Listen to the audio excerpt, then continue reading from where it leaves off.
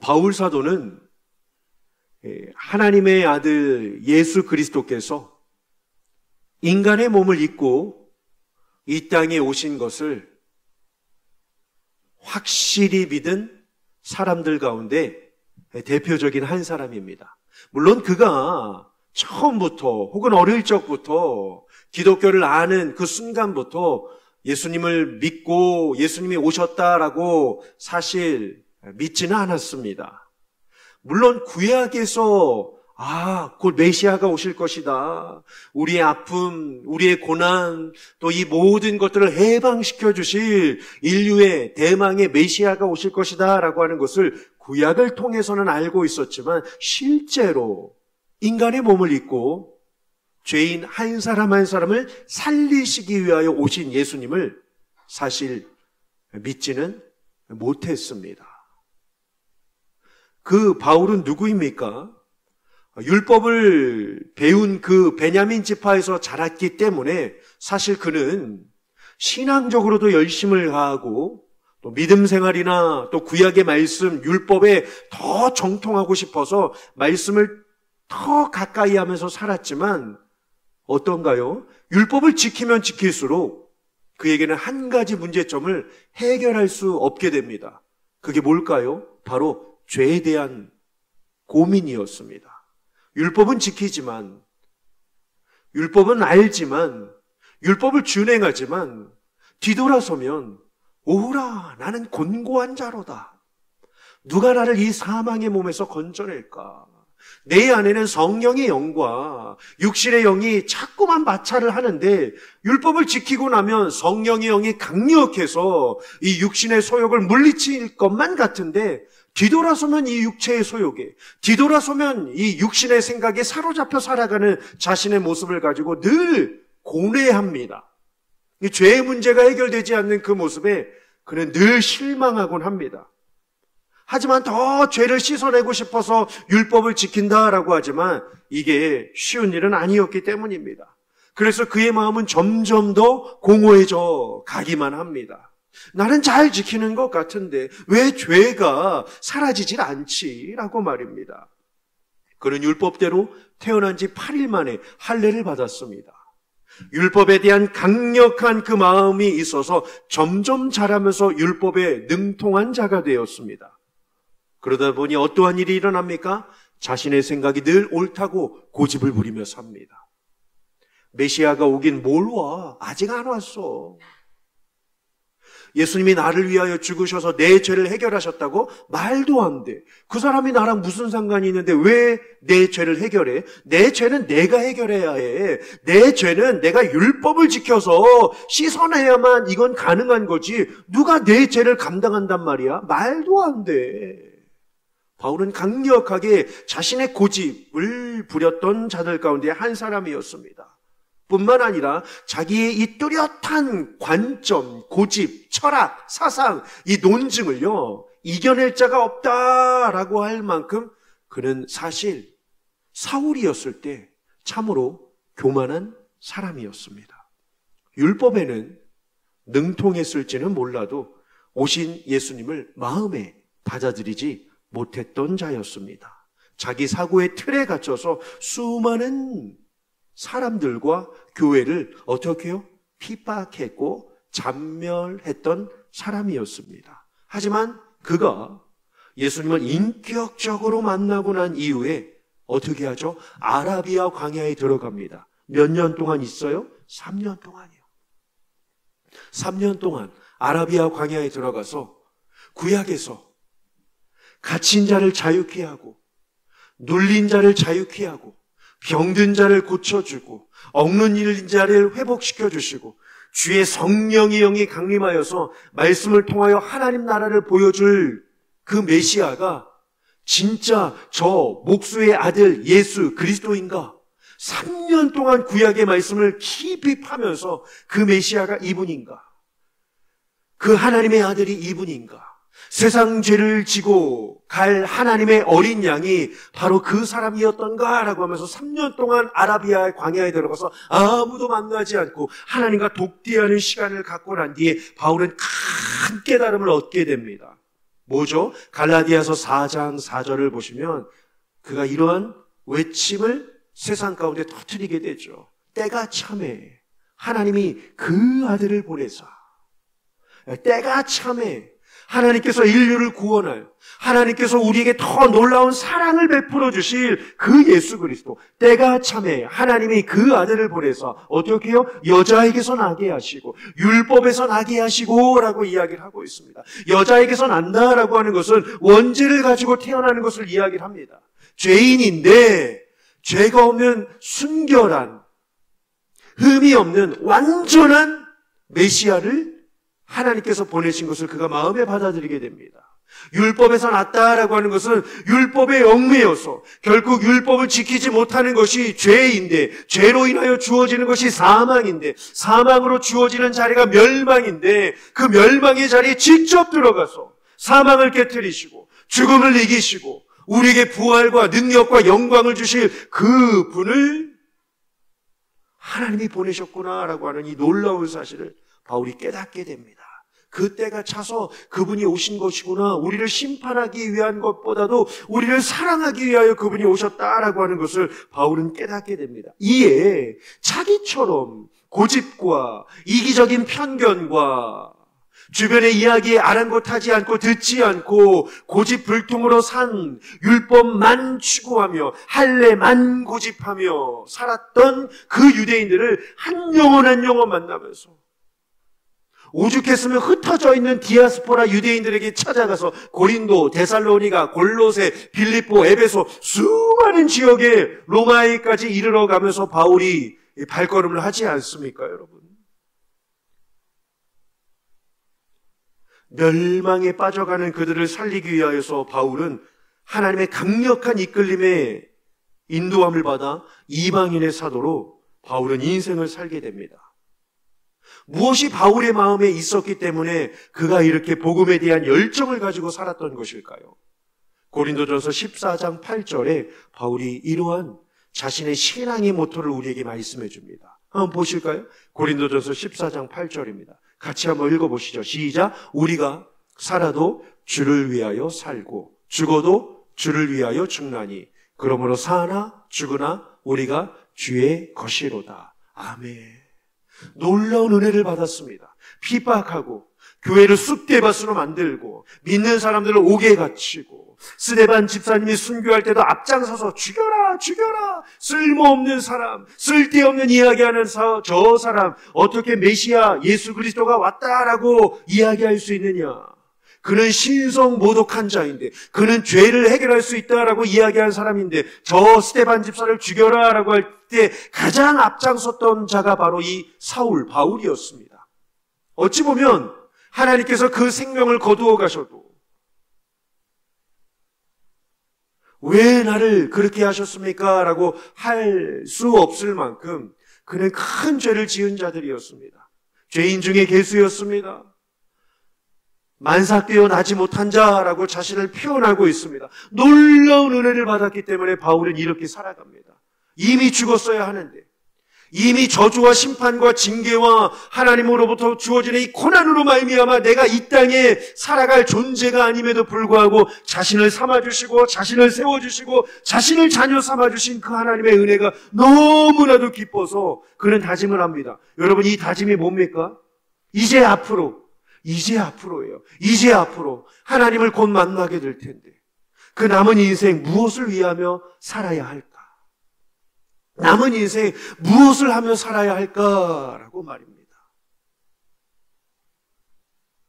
그래서 그는 그야말로 모든 것을 다해로 여겼습니다. 주 그리스도 예수를 아는 지식이 가장 고상함을 그는 잊지 않았습니다. 그래서 바울은 이렇게 이야기를 합니다. 모든 것을 잃어버려도 그리스도 예수로 충만하면 아무 문제가 되지 않는다라고 말이죠.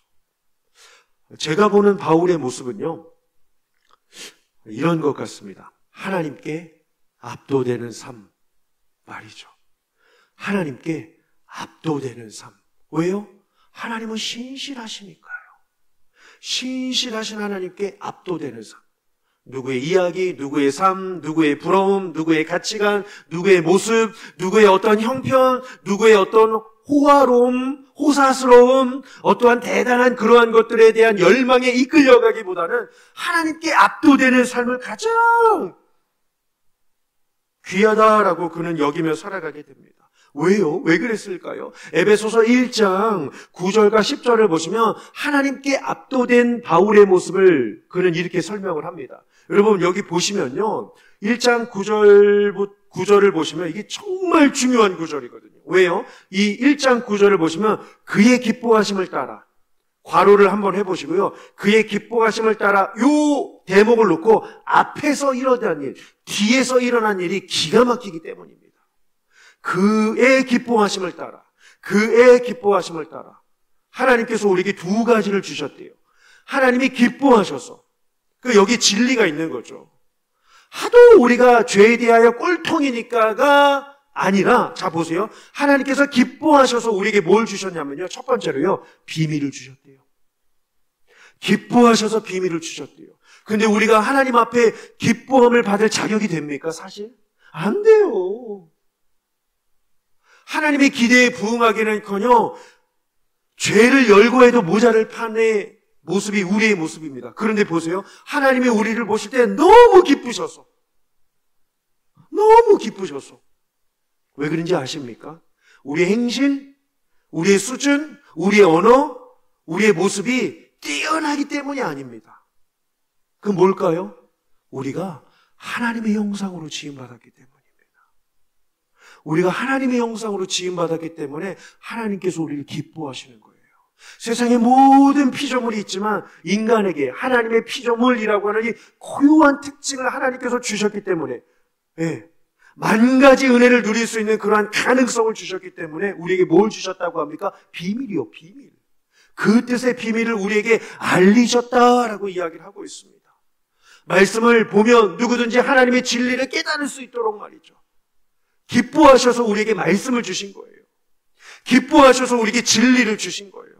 야, 아직도 모르느냐? 꼴밤 주려고 우리에게 가르침, 교훈과 책망과 바르게 함과 의로 교육하기에 좋은 이 말씀을 주신 것이 아니라, 부족하기 때문에 주신 것이 아니라, 못나기 때문에 주신 것이 아니라, 지혜가 없기 때문에 주신 것이 아니라, 이 말씀을 붙잡고 살아가는 그 모습을 보시는 하나님이 기뻐하시기 때문이에요. 이 말씀을 붙잡고 살아가는 그 영혼들의 모습이 기쁘기 때문에 이 말씀을 우리에게 주셨다라고 하는 사실입니다. 기쁨 때문에요. 말씀을 주셨고요. 또 뭘 주셨다고 합니까? 그리스도요. 그의 기뻐하심을 따라 뭘 주셨대요? 그리스도예요. 그리스도를 예정하신 대로 그의 때가 찬 경륜에 따라, 아까 갈라디아서 4장 4절하고 매칭이 되지 않습니까, 여러분? 때가 참에 하나님이 그 아들을 여자의 몸에서 나게 하시고 율법 아래서 나게 하시고, 바로 이거예요, 여러분. 기뻐하셔서 진리를 주셨고 그리스도를 우리에게 예정하셔서 우리에게 주셨다라고 이야기를 하고 있습니다. 그럼 왜 주셨나요? 왜 우리에게 진리를 주셨고 왜 우리에게 그리스도를 주셨습니까? 이유는 딱 하나입니다. 우리가 이 시대에 이걸 깨닫지 못하면요, 맹목적인 그리스도인이 될 수밖에 없어요. 하나님께 압도되는 삶을 살아가는 그리스도인이 되어야 하는데, 이 다음 이어지는 10절의 중요한 키워드, 에베소서의 주제인 이 단어를 잊게 된다면요, 우리 심각한 믿음의 질병을 앓고 맙니다. 뭘까요? 10절이에요. 뭐죠? 통일이에요. 하나님이 우리에게 진리를 주신, 기쁨으로 진리를 주셨어요. 신실하신 하나님께서 우리에게 주셨단 말이죠. 예수 그리스도까지 약속해 주셨고, 또 그 예수 그리스도를 그의 때가 찬 경륜에 따라서 예정하셔서 우리에게 예수 그리스도를 보내주셨습니다. 목적과 이유는요, 통일입니다. 우리를 자녀 삼아 주신 것도 바로 이 통일이죠. 어떠한 통일이죠? 인간은 죄로 말미암아 하나님과 단절되었습니다. 그래서 인간에게는요, 하나님과 통일되어야 하는 진리의 말씀이 필요합니다. 그리고 인간에게는요, 죄인과 하나 될 수 있는 하나님의 사랑이 필요합니다. 왜? 피조물과 하나님과 죄인들과 말이죠. 하나님과 통일, 죄인들과 통일, 피조물들과 통일하게 하시기 위하여 하나님께서 두 가지를 주셨대요. 진리와 예수 그리스도를 주셨다라고 이야기를 합니다. 그래서 바울은 이 통일을 이루기 위하여 최선의 삶을 최고의 하나님께 드리기 위하여 한 걸음 한 걸음 걸어가게 됩니다. 물론 바울의 인생이 쉬웠던 것만은 아닙니다. 가는 곳마다 다 예수 믿고, 가는 곳마다 다 진리의 영에 압도되고, 가는 곳마다 예수님을 믿겠습니다 라고 했다면 정말 더 좋았겠지만, 가는 곳마다 어떤가요? 자, 고린도 후서 11장 23절부터 27절입니다. 바울이 갈 때마다 뭐라고 하죠? 뭐야? 예수쟁이야? 보세요. 그리스도의 일꾼이냐? 성경에는 참 고급스럽게 표현했지만 당시의 상황을 보십시오. 예수 그리스도를 전할 때 바울을 향하는 시기와 질투와 반목 어린 그 눈빛을 한번 보십시오. 그들의 입을 한번 상상해 보십시오. 거친 입을 한번 상상해 보세요. 날카로운 눈을 한번 상상해 보세요. 손에 주먹, 손가락질하는 것, 그렇죠? 비아냥거리는 그 행동 추태들을 한번 생각해 보십시오. 예수쟁이야? 그렇죠? 예수쟁이야? 그렇죠? 정신없는 말을 한다라고 바울을 비꼬아대곤 하였습니다. 수고를 넘치도록 하고 옥에 갇히기도 더 많이 하고 매도 수없이 맞고 여러 번 죽을 뻔하였다라고 그는 이야기를 합니다. 24절이요. 40에 하나 감한 매를 5번이나 맞았다라고 합니다. 또요. 3번 태장, 1번 돌로 맞고 3번 배가 부서지는 파선, 일주야를 깊은 바다에서 지냈으며 26절이요. 여러 번 여행하면서 강도, 동족, 이방인, 시내, 광야, 바다, 거짓 청제 중에 위험을 당하였다라고 이야기를 합니다. 또요. 수고하며 애쓰며 자지 못하고 줄이며 목마르고 굶고 춥고 헐벗었다라고 이야기를 합니다. 만약에 이러한 상황, 형편, 처지라면 복음을 전하는 게 쉽겠냐 말입니다. 그만해야겠다. 지친다. 이게 진리가 아닌가? 내가 지금 제정신인가? 내가 지금 걸어가는 이 길이 맞나? 나를 이렇게 이끌게 하는, 고백해야 하게 하는 이분이 진짜 하나님이신가? 진짜 많은 신들 가운데 유일하신 참 하나님이신가? 많은 고민을 하지 않았겠습니까, 여러분? 그런데요, 시간이 지나갈수록, 환난을 당할수록, 고난에 직면할수록 바울은 한 가지 사실을 깨닫습니다. 고린도전서 9장 16절입니다. 내가 복음을 전할지라도 자랑할 것이 없음은, 이게 뭐죠? 전하면 전할수록 자신의 모든 힘이 빠지는 거예요. 그러니까 기운이 없다라고 하는 게 아니라 복음을 전하면 전할수록 자신의 자랑이, 자신의 생각이, 자신의 교만이 다 내려가고 뭐로 남게 됩니까? 복음을 전하는 그 마음만 바울은 남게 됩니다. 내가 복음을 전할지라도 자랑할 것이 없으면 내가 부득불할 일임이라. 이게 뭘까요? 복음 말고는 자랑할 게 없다는 겁니다. 만일 복음을 전하지 아니하면 내게 화가 있을 것이로다. 아멘이라고 이야기를 합니다. 지난주 제 아내가 입원했다가 금요일 날 퇴원을 했습니다.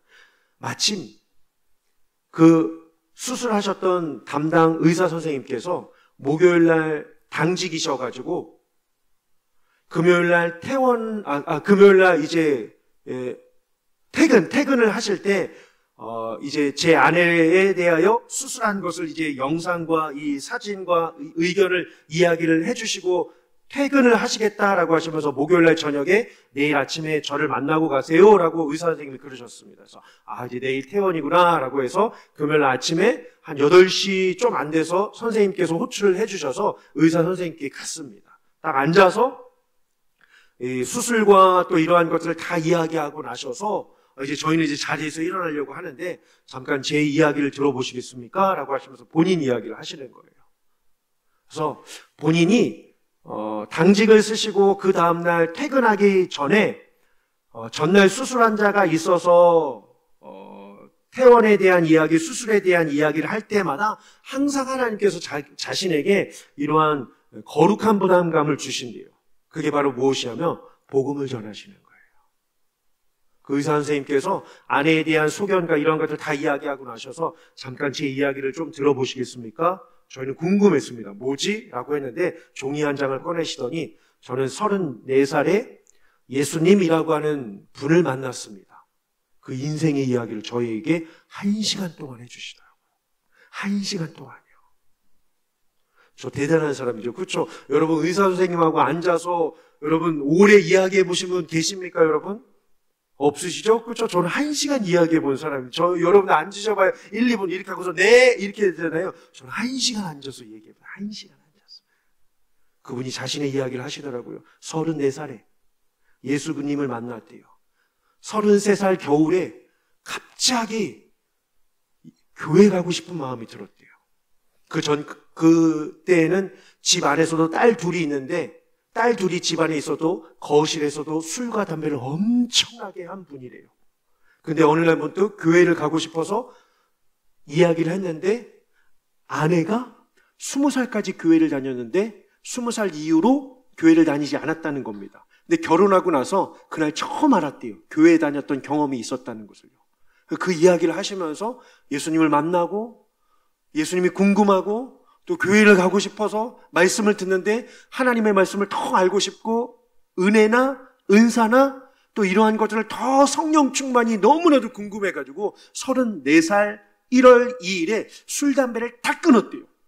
그날 술, 담배를 다 끊고 교회에 가서 예배를 한번 드려보고 나서 전전긍긍하면서 이 대한민국에 있는 교회들을 될 수 있는 한 많이 한번 다녀보았다고 합니다. 기도원도 가고 교회도 가고 설교도 듣고 이래 해가지고 막 책도 보면서 자기에게 마음에 끌리는 그러한 분이 계셔서 그분이 처음 병원 생활을 이 전주에서 시작을 했는데 책을 읽다 보니까 청주에 또 자기 코드와 맞는 교회가 있어서 청주로 옮기셨대요.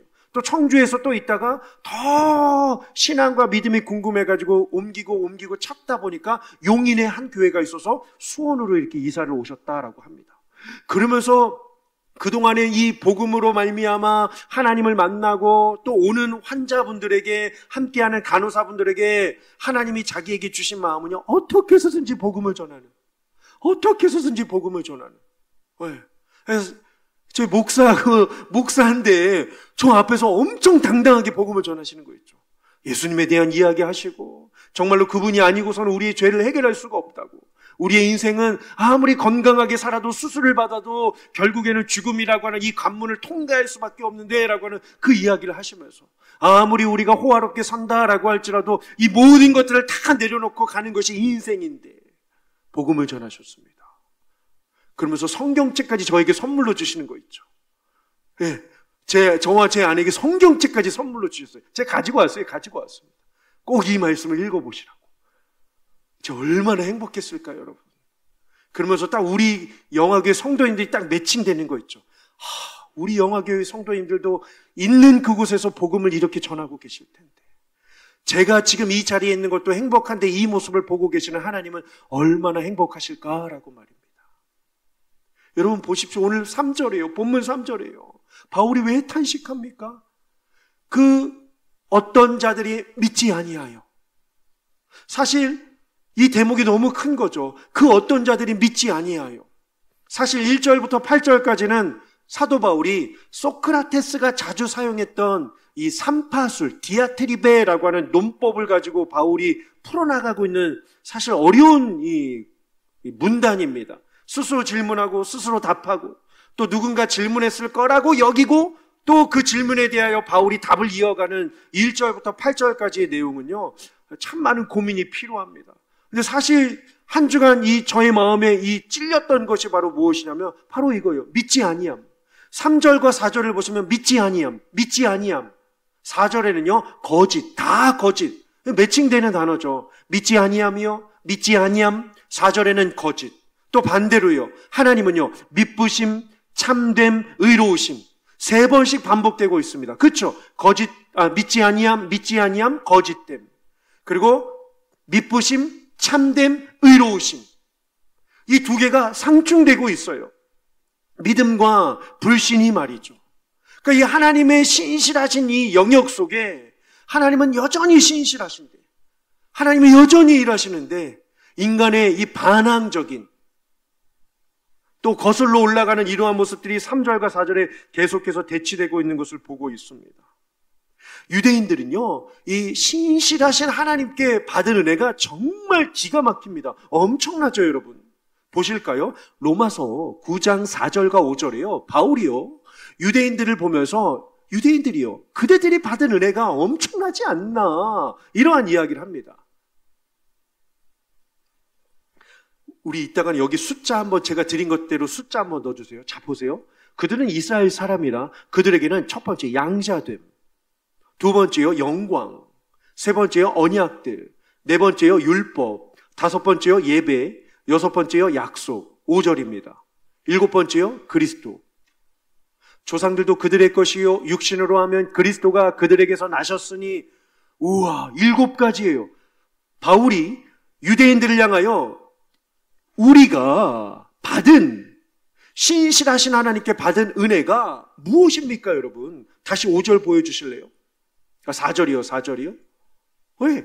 양자된 것부터 시작해서 양자, 언약, 말씀들, 영광, 율법, 예배, 약속, 그리스도를 받지 않았는가라고 이야기를 하고 있습니다. 엄청나죠, 여러분? 그렇죠? 엄청나죠. 세상에 어느 민족이 이러한 하나님의, 신실하신 하나님의 사랑을 받은 민족이 어디 있겠습니까, 여러분? 신실하신 하나님은, 미쁘신 하나님은 약속을 절대로 깨트리지 않으십니다. 근데 인간이 깨트리고 말았습니다. 인간이 약속을 깨트렸으니 하나님도 더 이상 지키실 필요가 없을까요? 불신앙이 하나님의 신실하심을 무너뜨릴 수 있을까요? 하나님께 등을 돌림으로 하나님께서도 등을 돌리실까요? 바울은 4절에 단호하게 말합니다. 그럴 수 없느니라. 하나님의 미쁘심이 없어질 수가 없다라고 강력하게 이야기를 합니다. 사람은 다 거짓되지만 하나님은 참되시다라고 이야기를 하고 있습니다. 사람은 약속을 잘 지키지 않습니다. 하지만 하나님은 약속을 반드시 지키시는 분이십니다. 이것이 우리가 바로 신실하신 하나님을 굳게 신뢰할 수 있는 분명한 이유입니다. 우리는 하나님을 믿고 세례를 받고 그분의 백성이 될 때 이제부터 예수로만 나의 구주 삼겠네, 말씀과 기도와 예배에 우선순위를 두고 살겠다 다짐합니다. 하지만 다양한 이유와 현실로 이 약속을 지키지 못하거나 이 약속을 지키지 않을 때도 있습니다. 그럼에도 불구하고 신실하신 하나님은 우리의 변덕스러운 마음과는 달리 끝까지 우리를 사랑하시는 분이십니다. 우리의 행실과 연약함과 켜켜이 쌓아가는 이 죄로 구원을 중단하지 않으십니다. 오히려 주께로 돌아오기를 기다리고 계십니다. 한없이 우리를 사랑하시는 분이 바로 신실하신 하나님이십니다. 그래서 신실하신 하나님이 계시기 때문에 우리에게는 소망이 있는 줄 믿습니다. 물론 그렇더라 할지라도 우리가 그 약속을 소홀히 여겨서는 안 될 것입니다. 잊어버려도 괜찮다라고 하는 말은 결코 아닙니다. 내 욕심대로 살아도 된다라고 하는 말은 아닙니다. 왜요? 우리 안에 뭐가 있어야 될까요? 요한일서 5장 10절 보실까요? 요한일서 5장 10절을 한번 보실까요? 하나님의 아들을 믿는 자는 자기 안에 뭐가 있대요? 증거가 있대요. 증거가 있대요. 이 증거가 뭘까요? 보세요. 내 안에 사람은 채워지는 것이 나오기 마련입니다. 그렇죠? 생각하는 것이 말로 나오길 마련입니다. 내가 무엇을 생각하고 있느냐에 따라서 내 시선과 방향과 내 목적지가 결정되기 때문입니다. 하나님의 영으로 충만하고 하나님께 압도되고 복음의 이 가치를 알고 있는 이 사람이라고 한다면 어떻게 될까요? 만나는 사람에게 복음을 전하는 것이 부끄러운 일이 되지 않습니다.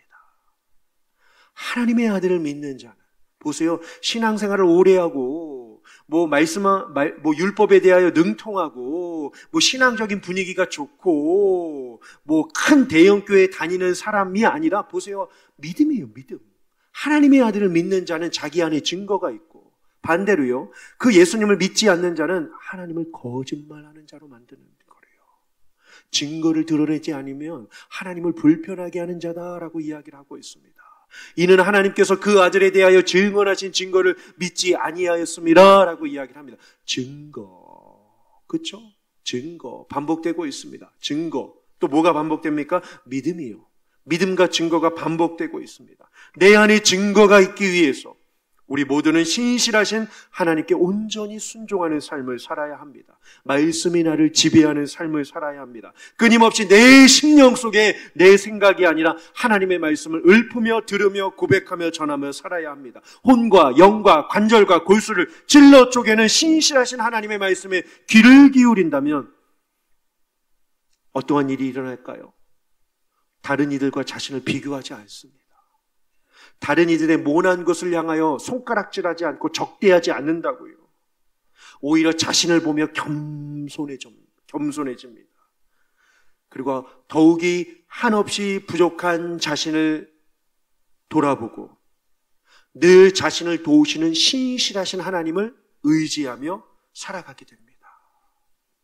여러분, 우리가 이 세상을 살아가면서요, 진짜로 의지해야 할 것이 무엇일까요? 자, 보세요. 역대하 14장 11절입니다. 아사가 남유다의 왕입니다. 그의 하나님 여호와께 부르짖어 이르되 여호와여, 힘이 강한 자와 약한 자 사이에는요, 뭐밖에 없다고요? 주밖에요. 힘이 강한 자와 약한 자 사이에는요, 주밖에 도와줄 리가 없습니다. 한 나라의 왕입니다. 할 수 있는 것이 만 가지예요. 군사력과 재능을 가진 자들과 지혜를 가진 자들과 이러한 능력을 겸비한 탁월한 자들을 얼마든지 부리면서 말을, 그렇죠? 수레를, 용병을, 또 외부의 힘을, 모압이나 암몬이나 블레셋이나 애굽이나 주변의 나라들의 힘을 끌어다가 전쟁을 치를 수 있을 만큼 힘을 가진 자였습니다. 근데 아사는 그러한 것들을 하나도 의지하지 않습니다. 힘이 강한 자와 약한 자 사이에는 도와줄 리가 주밖에. 누구에게 도와달라고 하죠? 세 번째 줄이요. 우리 하나님 여호와여, 우리를 도우소서. 다음 화면이요. 우리가 주를 의지하오며 주의 이름을 의탁하옵고 이 많은 무리를 치러 왔나이다. 여호와여, 주는 우리 하나님이시오니 원하건대 사람이 주를 이기지 못하게 하옵소서 하였더니, 결과는요, 숙제입니다. 집에 가셔서 12절을 한번 보십시오. 기가 막힌 장면이 나옵니다. 사실 11절은 성경 안에서 가장 많이 하나님의 이름이 나온 구절입니다. 여호와, 하나님, 주, 가장 많이 나와요. 다양한 것들을 선택할 수 있지만 주를 선택합니다. 여러분들이 경험을 통하여 누구나 알다시피 선택의 자유는 때로는 짐이 될 수 있습니다. 선택의 자유와 과도한 선택폭은 전혀 다른 문제이기 때문입니다. 초대형 할인점, 이 스타필드에 한번 갔다라고 상상을 해보십시오. 식당에 앉았습니다. 우와, 메뉴판을 보니 어때요? 한 장으로 되어 있는 식당은 요즘에 없어요. 몇 장이에요. 뭘 먹어야 될지 시간이 얼마나 걸리는지 모릅니다. 요즘에는 또 어르신들 불편하게 메뉴판도 없습니다. 뭐로 하죠? 키오스크, 전자화면으로 내렸다 올렸다 옆으로 달았다. 이야, 피할 수 없는 많은 길 앞에 우리는 기가 질려 망연자실해질 때가 얼마나 많이 있는지 모릅니다. 점점 내 마음대로 선택할 수 있는 시대가 되고 있습니다. 대형 장난감 전문점 앞에서 행복한 아이가 없다고 하지 않습니까? 왜요? 골라야 할 물건들이 너무 많아서 애가 기겁해서 질리고 만다는 겁니다.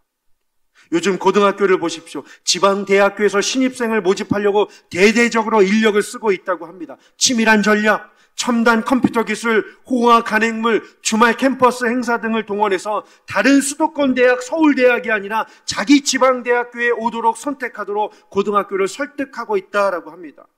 인터넷을 보십시오. 현대 생활의 상징이 되었습니다. 그 안에 담긴 정보량을 보십시오. 바다에 물방울만큼이나 많다는 것을 알 만큼 다들 사용하고 있지 않습니까? 원하는 것은 다 무엇이든지 손에 얻을 수 있습니다. 원하는 주제는 무엇이든지 다 사실상 너 선생으로 배울 수 있습니다. 인터넷이 제공하는 이 선택의 가지수는 엄청납니다. 세상은 점점 더 많고 더 좋고 더 빠르고 더 새로운 것에 대한 우리의 욕망을 부추기고 있습니다. 원하는 것은 무엇이나 얻을 자격이 있다고 생각을 심어주고 있습니다. 모두가 이기적 법칙의 불문율에 따라 살아가고 있습니다. 행복을 추구할 권리와 행복을 누릴 자유가 있다라고 하면서 물불을 가리지 않는 시대입니다. 갖고 싶다면 옆에 있는 사람의 것도 빼앗게 하도록 유혹을 부추기고 있는 시대입니다. 최신, 최대, 최고, 최다의 것을 누리는 게 권력이라고 합니다. 선택의 폭이 많아야 권력을 가진 사람이라고 합니다. 행복한 사람이라고 합니다. 그런데 여러분 아시죠? 양이 질을 뜻하는 것은 아닙니다. 삶이 그만큼 바빠진 것이 잘 사는 것일까요? 숨막히는 스케줄을 따라 살아가는 것이 분주함이 마치 인간의 신분적인 상징을 뜻하는 것일까요? 아니요. 기회가 많아진 것은 참 반갑지만 바쁜 삶에는 그만큼 하나님께 집중할 시간이 없다라고 하는 사실입니다. 도대체 우리는 무엇 때문에 많은 책임을 세상에서 갖고 싶어 할까요? 그렇게 바쁜 삶을 선호하는 것일까요? 모든 것을 할 수 있다는 그러한 착각에 왜 우리는 살고 있는 것일까요? 진짜 그렇게 바쁜 와중에 하나님을 묵상하는 시간은 도대체 얼마나 될까요? 하나님과 신실하신 하나님과의 묵상은 가능할까요? 묵상이 없으면 사람은 살아갈 능력을 잃어버립니다. 지난 한 주를 한번 생각해 보시길 원합니다. 나는 과연 이 성경에 내 손때를 얼마나 묻혔나라고 말이죠. 수없이 인터넷 앞에, 수없이 스마트폰 앞에, 수없이 TV 대중매체 앞에, 수없이 다른 관심사에, 수없이 다른 세상의 것에, 주식에, 비트코인에, 세상에, 정치에, 사회적인 그러한 것들에 내 마음과 내 신경과 내 생각과 내 에너지를 쏟지만 하나님의 음성을 얼마나 들었는지, 하나님의 뜻이 무엇인지 얼마나 고민했는지, 내 곁에 하나님을 알지 못하고 죽어가는 그 어떤 믿지 않는 자들이 비실비실하면서 무참하게 멸망의 길로 걸어가고 있는데, 회의에 늦지 않으려고 제한 속도도 위반하면서 가는데, 교회의 예배 시간은 멀티태스킹 기술을 놓치지 않으려고 휴대전화와 이메일을 손에 놓지 않고 살아가는데, 정작 우리가 붙잡아야 할 내 손 안에 있는 성경책은 무엇에 탈진을 느끼고 계십니까? 무엇에 집중하며 살고 계십니까? 무엇에 에너지를 쏟고 계십니까? 무엇에 마음을 두고 계십니까? 혹시 우리가 하나님을 필요로 하지 않으니까 젊은이들조차도 눈에 보이는 부모를 거의 개입시키지 않고 사랑에 빠지고 결혼을 합니다. 이미 자기들이 결혼을 결정한 후에 부모에게 장래의 사위, 장래의 며느리라고 소개하곤 합니다. 부모의 허락 필요 없습니다. 그러니 자신 또한 자신을 잘 아는 친구에게도 조언을 받질 않아요. 직업을 자신이 결정하고 맙니다. 우리는 함께 날아가야 할 기러기 떼인데 점점 북쪽이 아닌 남쪽으로 혼자 향하는 한 마리 철새가 점점 많아지고 있는 것 같지 않습니까? 그러니 걸핏하면 길을 잃어버릴 수밖에 없지 않겠습니까? 선택할 일이 너무나도 많은 시대입니다. 정말 바쁘고 정말 다양한 속에서, 그런데 아이러니하게도 많은 사람들이 혼자 고립과 고독 속에 우울하게 살고 있습니다. 이럴 때일수록 우리는 하나님을 더욱더 의지해야 합니다. 신실하신 하나님을 의지하는 것만이 우리에게 힘이 되기 때문입니다. 여러분, 하나님은요, 오늘 4절 마지막 구절에요, 판단받으실 때 마지막 날이에요. 최후의 승자다라고 바울이 이야기를 합니다. 판단받으실 때, 마지막 때, 말세에 진정한 승리자가 하나님이시다라고 말씀을 합니다. 왜요? 신실하신 하나님의 계획은 완전하기 때문입니다. 이에 이 한 주간 오늘 마지막 구절입니다. 시편 106편 5절입니다. 세상이 우리를 바라보면서, 이야, 주님을 알고 살아가는 자의 삶의 모습이 저렇게 행복한가? 라고 알 수만 있다면 이보다 행복한 일이 어디 있겠습니까? 누군가 이렇게 고백하기를요, 내가 주의 택하신 자가 형통함을 보고 주의 나라의 기쁨을 나누어 가지게 하사 주의 유선을 자랑하게 하소서. 아멘이라고 말이죠. 이거 놀라운 기적이죠. 근데 가능합니다. 누군가 나를 보면서, 믿지 않는 자가 나를 보면서, 야, 주가 택하신 자가 형통한 것을 보니 나도 주님을 만나고 싶네, 그리고 이 주님을 나도 전하고 싶네 라고 하는 복음의 계승이 일어나게 된다라고 한다면, 신실하신 하나님께서 분명 기뻐하실 줄 믿습니다. 주께서 사랑하시는 성도 여러분, 이 선택 많은 이 시대 가운데 세상의 다양한 것들에 짓눌려 곤욕을 당하지 마시고 오직 하나님, 다시 한번 하나님, 변함없이 하나님만을 붙잡고 살아가시는 저와 여러분들 되시기를 주님의 이름으로 축원합니다. 기도하시겠습니다.